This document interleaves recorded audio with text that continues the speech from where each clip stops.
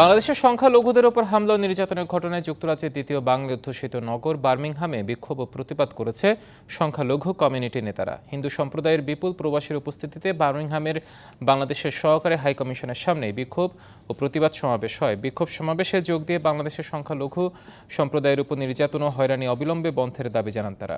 বক্তব্য রাখেন বাংলাদেশ হিন্দু অ্যাসোসিয়েশনের ইউকের অলোক চন্দ, রূপম দেব, পঙ্কজ চৌধুরী সহ অনেকে।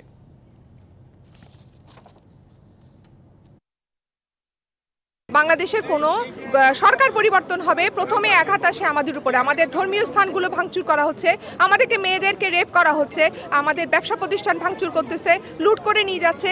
আমরা কোনো ধরনের বিচার পাই না। একাত্মতা প্রকাশ করার জন্য আমরা বার্মিংহাম বাংলাদেশ এমবাসির সামনে সব বাংলাদেশের হিন্দু সম্প্রদায় এবং অন্যান্য দেশের হিন্দু সম্প্রদায়ের মানুষ আমরা মিলিত হয়েছি। বাংলাদেশে থাকতে চাই, বাংলাদেশের মাটিতে জন্মেছি, বাবা মা 14 গোষ্ঠী বাংলাদেশি, কোনো কথা নেই। আমরা কোনো সংখ্যালঘুর তকমা চাই না। আত্মীয় স্বজন, মা বাবা সবাই এখানে আছে।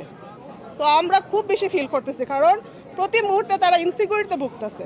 যে যুদ্ধ হচ্ছে ওইখানে আমরা এখনো পর্যন্ত স্বাধীন হতে পারিনি।